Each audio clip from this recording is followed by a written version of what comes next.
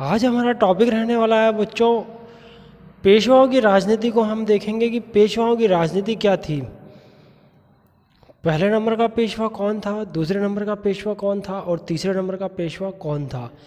कितने पेशवा हो गए, पहला, दूसरा और तीसरा। इन तीनों पेशवाओं की राजनीति की चर्चा हम करेंगे। आधुनिक भारत के इतिहास में मराठा जो साम्राज्य होता है, और जिस मराठा साम्राज्य को शिवाजी महान ने जो शुरू किया था, जो छोटे छोटे राज्यों को मिलाकर एक विशाल साम्राज्य बनाया था, वो छोटे छोटे जो राज्य थे जो जिससे एक विशाल साम्राज्य बना था, उस विशाल साम्राज्य की जो नींव जो थी और उनकी जड़ों को मजबूत करने वाले जो शिवाजी के बाद में संभाजी आए थे, साहू आए थे, साहू के समय, छत्रपतियों के समय जो पेशवा होते थे, उन्हीं पेशवाओं ने जो अपनी पूरी राजनीति लगाई थी।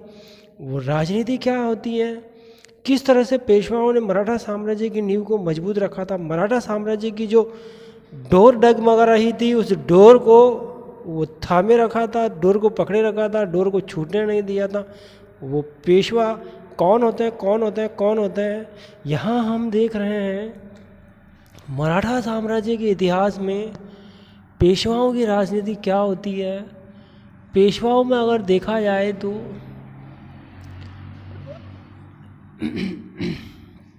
पहला पेशवा कौन था, दूसरा पेशवा कौन था, तीसरा पेशवा कौन था। यहाँ पहले नंबर पे आता है बालाजी विश्वनाथ का नाम आता है, बालाजी विश्वनाथ का नाम आएगा। दूसरे नंबर पर नाम आता है बालाजी बाजीराव आता है, बाजीराव। और अगर हम तीसरे नंबर की बाजीराव प्रथम आता है, यहाँ बाजीराव प्रथम आता है। और अगर हम तीसरे नंबर की बात करें तो बालाजी बाजीराव आता है। बालाजी विश्वनाथ का अगर समय काल देखा जाए बच्चों तो क्या समय काल रहेगा, बाजीराव प्रथम का समय काल क्या रहेगा और बालाजी बाजीराव का समय काल क्या रहेगा। समय काल की अगर हम बात करें तो 1713 से लेकर बालाजी विश्वनाथ का समय 1720 ईस्वी तक होता है। बाजीराव प्रथम का समय काल देखा जाए तो 1720 से 1740 ईस्वी होता है। अगर बालाजी बाजीराव का समय देखा जाए तो 1740 से 1761 होता है। यहाँ हम समय काल देखने के बाद बालाजी विश्वनाथ का मराठा साम्राज्य के राज्य में क्या योगदान रहता है, बाजीराव प्रथम का क्या योगदान रहता है और बालाजी बाजीराव का मराठा साम्राज्य में क्या योगदान रहता है, तीनों के योगदान की हम चर्चा करेंगे। सबसे पहले यहाँ आता है बालाजी विश्वनाथ। बालाजी विश्वनाथ के लिए कहा जाता है कि ये एक कुशल योद्धा होने की बजाय ये एक कुशल राजनीतिज्ञ थे और मराठा साम्राज्य की नींव को इन्होंने सुदृढ़ करने में अपना योगदान दिया था। बालाजी विश्वनाथ के समय की अगर हम देखा जाए तो भारत के इतिहास में 1707 ईस्वी में मुग़ल साम्राज्य के अंतिम शासक या मुग़ल साम्राज्य के जो औरंगजेब थे बच्चों, अंतिम शासक तो बहादुर शाह है। मुग़ल साम्राज्य में औरंगजेब की मृत्यु के बाद 1707 में औरंगजेब की मृत्यु के बाद मुग़ल साम्राज्य पतन की ओर अग्रसर हो रहा था। औरंगजेब ने जो दक्षिण भारत में मराठाओं के साथ जो नीति अपनाई थी और जो औरंगजेब का मराठा साम्राज्य में प्रवेश करना और प्रवेश करके वापस नहीं निकलना, ये उसी प्रकार था जिस प्रकार विश्व के इतिहास में नेपोलियन के लिए स्पेन एक नासूर बन गया था, स्पेन एक फोड़ा बन गया था और स्पेन के नासूर ने नेपोलियन का पतन कर दिया था। उसी प्रकार दक्षिण की राजनीति ने औरंगजेब का पतन कर दिया था। जिस तरह औरंगजेब दक्षिण की राजनीति में फंसते चले गए, वहीं उनकी कब्रगाह बन गई थी बच्चों 1707 के बाद औरंगजेब के बाद मुअज्जम और आजम के बीच में उत्तराधिकारी संघर्ष होता है और इस संघर्ष के अंदर मुग़ल सम्राट कौन बनते हैं? बहादुर शाह के नाम से, उपाधि के नाम से बहादुर शाह यहाँ मुग़ल सम्राट बनते हैं। बहादुर शाह के समय जो राजपूतों के साथ राजनीति होती है, बहादुर शाह के बाद जहांदार आते हैं, जहांदार के बाद फ़र्रुखशियर आते हैं।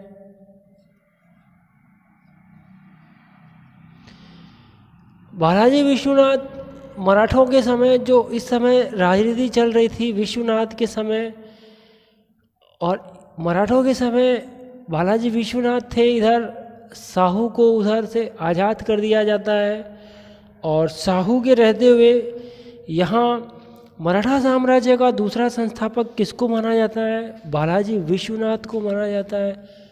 मराठा साम्राज्य का जो दूसरा संस्थापक है, ये दूसरा संस्थापक कौन है बच्चों? ये बालाजी विश्वनाथ कहलाते हैं। बालाजी विश्वनाथ कहलाते हैं। बालाजी विश्वनाथ के बाद अगर हम बाजीराव प्रथम की उपलब्धियों को देखा जाए तो 1720 से 1740 इनकी उपलब्धियां रहती है। इस समय मराठा साम्राज्य का जो छत्रपति है, छत्रपति साहू होते हैं। ये शाहू एक योग्य छत्रपति नहीं होते हैं, अयोग्य भी नहीं कहा जा सकता है। शाहू के समय बाजीराव प्रथम ने मराठा साम्राज्य की नींव को सुदृढ़ किया। जो संस्थापक हैं, जो दूसरे संस्थापक हैं बालाजी विश्वनाथ, उनकी साम्राज्यवादी को आगे बढ़ाए। कौन बढ़ाए थे? वो बाजीराव प्रथम बढ़ाए थे। बाजीराव प्रथम ने साम्राज्यवादी नीति के तहत हैदराबाद के अंदर स्वतंत्र सत्ता की स्थापना करने वाला कौन होता है? ये नवाब निजाम कहलाते हैं बच्चों। ये कौन कहलाते हैं? निजाम कहलाते हैं। निजाम का पूरा नाम क्या होता है? निजाम का पूरा नाम चिन क्लिच खान होता है। बाजीराव प्रथम ने अपनी साम्राज्यवादी नीति के तहत निजाम को 2 बार पराजित किया था। पहला, प्रारंभिक समय में निजाम को पराजित करके इसे टैक्स देने पर मजबूर कर दिया था, और दूसरा युद्ध जो होता है वो पालखेड़ा नामक स्थान पर होता है। पालखेड़ा नामक स्थान पर होता है। ये पालखेड़ा नामक स्थान पर निजाम बाजीराव प्रथम से पराजित होते हैं, और मराठों के जो पुराने प्रदेश जो थे, जिन प्रदेशों पर निजाम ने अपना अधिकार जमा लिया था, वो सारे के सारे प्रदेश अब वापस लौटाने होंगे। वो सारे के सारे प्रदेश अब वो कौन को देगा? वो बाजीराव प्रथम को सौंपना होगा, बाजीराव प्रथम को देना होगा बच्चों। यहाँ बाजीराव प्रथम और निजाम के बीच में जो युद्ध चल रहा था, और इस युद्ध के परिणाम क्या निकले थे? निजाम यहाँ पराजित हुआ था, और निजाम के पराजित होने के बाद निजाम को अपने जो प्रदेश थे वो किसको सौंपने पड़े थे? वो बाजीराव प्रथम को सौंपने पड़े थे। वो प्रदेश कौन से थे? वो पहला प्रदेश कौन सा था और वो दूसरा प्रदेश कौन सा था? वो पहला प्रदेश मालवा था, और दूसरे जो छोटे छोटे प्रदेश थे वो नर्मदा घाटी के आसपास के प्रदेश कहलाते हैं। वो कौन से प्रदेश कहलाते हैं? नर्मदा घाटी के आसपास के प्रदेशों पर अब मराठा साम्राज्य की हुकूमत हो गई थी। किसकी हुकूमत हो गई थी? मराठा साम्राज्य की हुकूमत हो गई थी। बालाजी विश्वनाथ की राजनीति को देखने के बाद हमने बाजीराव प्रथम की राजनीति को देखा था, और बाजीराव प्रथम की राजनीति को देखने के बाद अब हम बाजीराव की राजनीति को देखेंगे कि बाजीराव की राजनीति क्या थी। सबसे पहले कौन पेशवा आए थे? बालाजी विश्वनाथ आते हैं। बालाजी विश्वनाथ का समयकाल क्या रहता है? 1713 ईस्वी से 1720 ईस्वी रहता है। बालाजी विश्वनाथ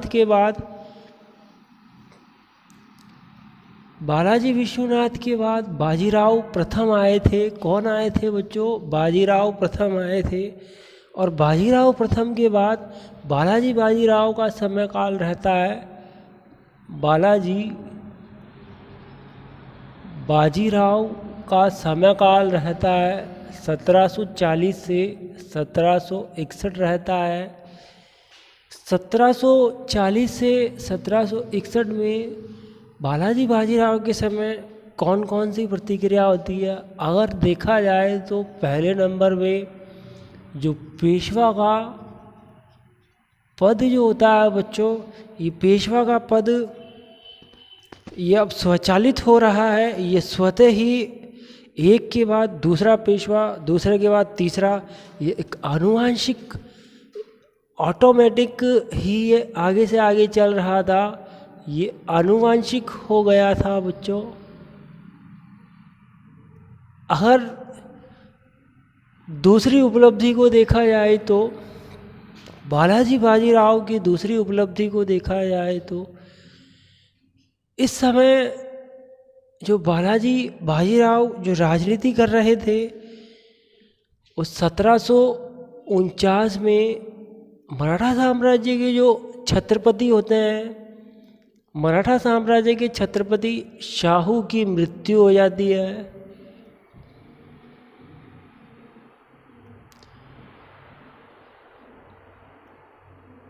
शाहू की मृत्यु के बाद यहाँ अगर हम बाजीराव की राजनीति की बात करें तो मराठा साम्राज्य का जो संपूर्ण शासन होता है वो बाजीराव के हाथ में आ जाता है। बाजीराव के हाथ में अब क्या हुआ, संपूर्ण मराठा साम्राज्य बाजीराव के हाथ में है।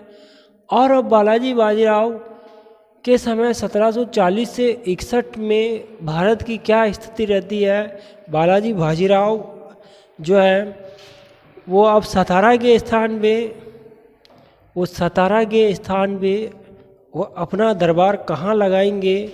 वो सतारा के पहले जो राजनीति का केंद्र सतारा था, सतारा कौन सी जगह पर स्थित है बच्चों? ये महाराष्ट्र में स्थित है। अब बाजीराव ने सतारा से राजनीति का केंद्र स्थानांतरण करके पूना को राजनीति का केंद्र बनाया था और पूना में ही वो अपना दरबार लगाते थे।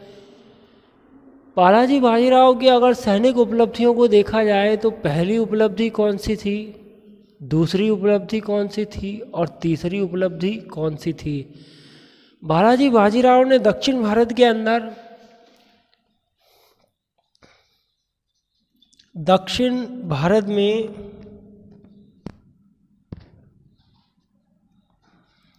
कर्नाटक पर अपना प्रभाव स्थापित किया था। ये पहली उपलब्धि होती है।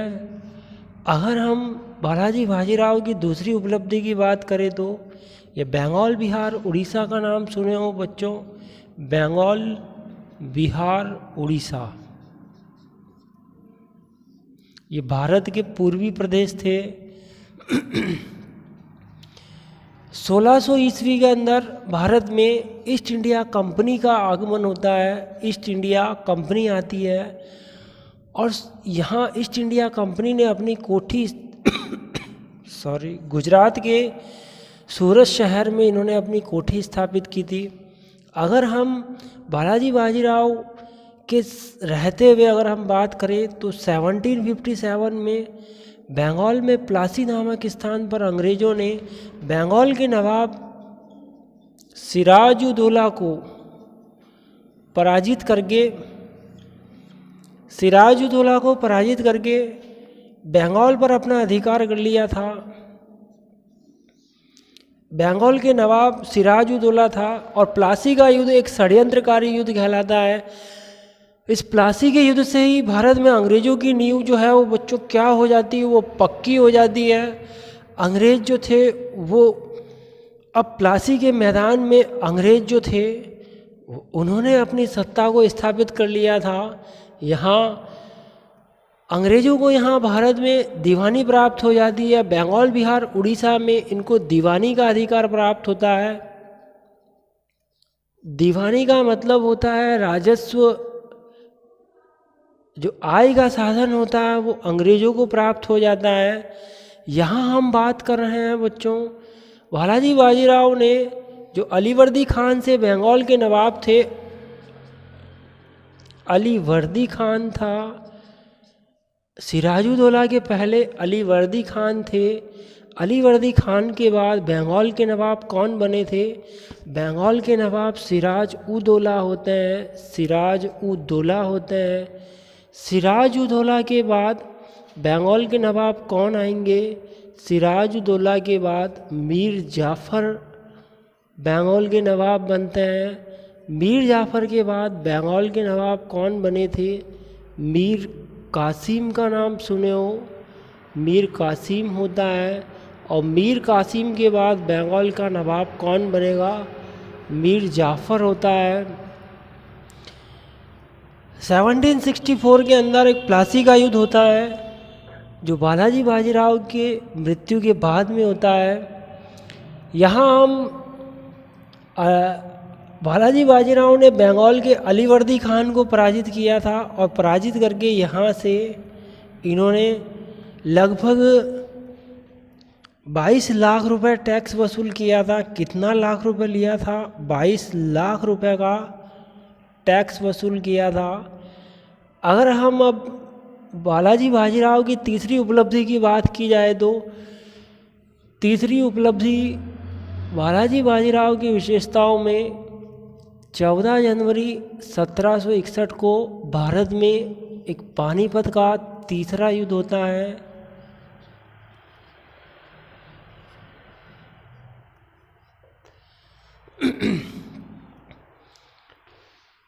भारत के अंदर 3 युद्ध होते हैं। पानीपत का पहला युद्ध होता है, पानीपत का दूसरा युद्ध होता है, पानीपत का तीसरा युद्ध होता है।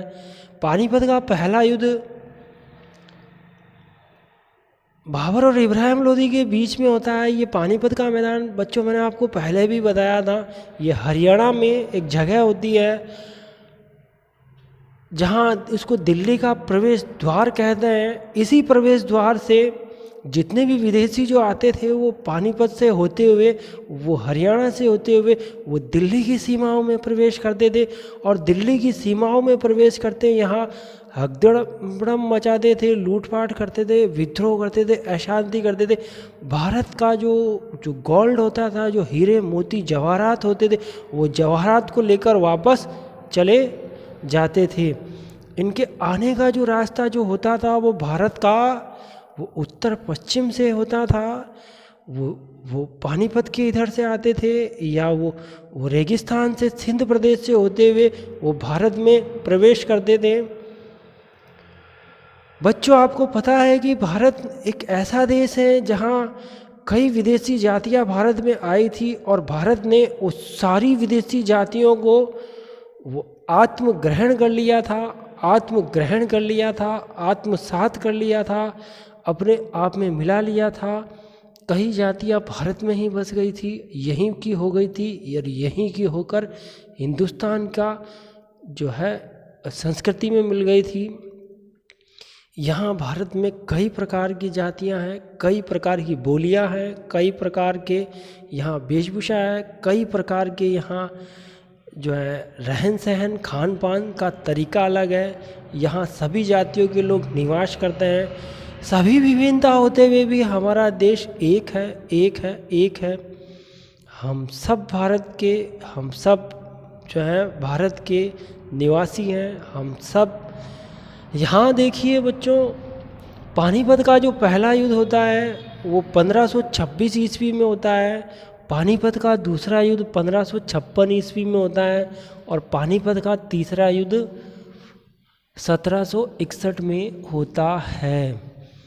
यहाँ बालाजी बाजीराव का जो पानीपत का तीसरा युद्ध था उसमें क्या योगदान रहता है? पानीपत के कितने युद्ध होते हैं? पानीपत के 3 युद्ध होते हैं। पहला युद्ध 1526 में होता है, दूसरा युद्ध यहाँ पे 1556 में होता है, और तीसरा युद्ध यहाँ पे कौन सा होता है 1500, पहला युद्ध होता है 1526 में, 1500 दूसरा होता है 56 में, और तीसरा होता है 1761 में। पानीपत का पहला युद्ध बाबर के बीच में और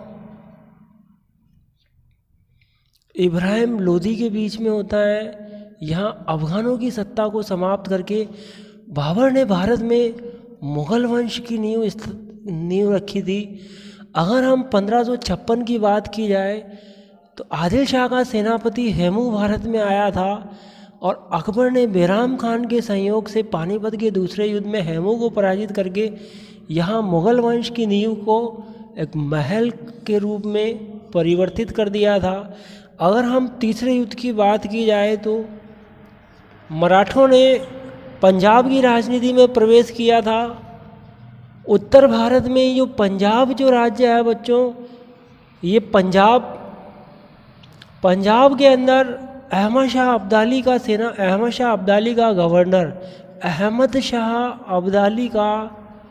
गवर्नर कौन होता है? अहमद शाह अब्दाली का गवर्नर तैमूर खान होता है बच्चों। तैमूर खान का सेनाध्यक्ष कौन होता है? तैमूर खान का सेनाध्यक्ष कौन होता है? जहान खान होता है। यहाँ मराठा साम्राज्य के इतिहास में होलकर और ऐसे कई नेता वो पंजाब की राजनीति में हस्तक्षेप करते हैं। तैमूर खान को यहाँ से पंजाब से भगा देते हैं, जहान खान भी यहाँ से चला जाता है, और पंजाब में जो मुग़ल सम्राट होता है शाह आलम, मुग़ल सम्राट कौन होता है? यहाँ शाह आलम है। इस शाह आलम को भी मराठों ने अपने संरक्षण में ले लिया था। महादजी सिंधिया का नाम सुने हो? महादजी सिंधिया से पहले यहाँ ये मराठा राजनीति में शाह आलम जो थे वो मराठों के संरक्षण में थे। सॉरी। और जब अहमद शाह अब्दाली पानीपत के रास्ते होते हुए पंजाब होते हुए पानीपत पहुंच गया था, लाहौर से सियालकोट से पंजाब के पानीपत में अपने मोर्चा स्थापित करता है, तब बाजीराव जो है जो 1561 तक बाजीराव रहते हैं, ये बाजीराव अपने पुत्र विश्वास राव और इनका सेनापति होता है सदाशिव राव को ये अहमद शाह अब्दाली से युद्ध करने के लिए रवाना करते हैं। इनका पुत्र होता है बाजीराव का विश्वास राव। तोपखाने का नेतृत्व करने वाला इब्राहिम गारदी होता है। ये 14 जनवरी को जो पानीपत के मैदान में जो ये युद्ध हो रहा था बच्चों, ये प्रातःकाल 9 बजे शुरू होता है और ये शाम को 5 बजे ये समाप्त हो जाता है। अगर प्रारंभिक अवस्था में अगर देखा जाए तो मराठों का जो इब्राहिम गारदी का तोपखाना बड़े बड़े गोले बरसा रहा था, और बड़े बड़े गोले बरसाने से अफ़गानों की जो सेना जो थी वो पीछे के पीछे लग रहा था कि अफ़गान सेना पराजित हो जाएगी, लेकिन ऐसा नहीं हुआ था। दोपहर होते होते पूरी राजनीति ही बदल गई थी, पूरे युद्ध का दृश्य ही बदल गया था। जो मराठे जो 2-2, 3-3 महीने से भूखे प्यासे जो पड़े हुए थे पानीपत के मैदान में, जिनकी खाद्य सामग्री को रोक दिया गया था, जिनको बाजीराव से संपर्क तोड़ दिया गया था, जो अपने शिविर लगा के पड़े हुए थे, जहाँ चावल के या गेहूं के दानों के लिए तरस रहे थे, ऐसे भूखे प्यासे मराठों पर दोपहर तक उन्होंने पूरी जान लगाई थी, लेकिन दोपहर तक आते आते राजनीति बदल गई थी। अहमद शाह अब्दाली ने धोखे से इतना ज़बरदस्त हमला किया, और वो इतना ज़बरदस्त हमला होता है बच्चों कि उस हमले में मराठा साम्राज्य का अस्तित्व ही समाप्त हो जाता है। पूरा मराठा साम्राज्य का अब परिवार में ऐसा कोई परिवार नहीं था मराठा साम्राज्य का जिसमें कोई मराठा ने पानीपत के मैदान में अपने आप को बलिदान नहीं किया गया हो। और इस तरह जब बाजीराव को ये सूचना पहुंचती है कि मराठा साम्राज्य का तो अब सर्वनाश हो गया है, मराठा साम्राज्य तो अब पूरी तरह से जड़ें हिल गई थी, मराठा साम्राज्य का जो नींवें हमने सुदृढ़ की थी वो सारी की सारी नींवें अब जो है तार तार होकर बिखर गई थी। और इसी का सदमा लगता है। और बाजीराव भी जो होते हैं, बालाजी बाजीराव भी 1761 के बाद इनकी भी मृत्यु हो जाती है। आज बच्चों हमने जो 3 पेशवाओं की जो हमने बात की है और जो हमने बालाजी विश्वनाथ की बात की है, हमने बाजीराव प्रथम की बात की और तीसरे नंबर के बालाजी बाजीराव की हमने बात की। आज के लिए इतना ही काफ़ी है और नेक्स्ट वीडियो के साथ हम फिर मिलेंगे। सभी बच्चों को okay, thank you very much.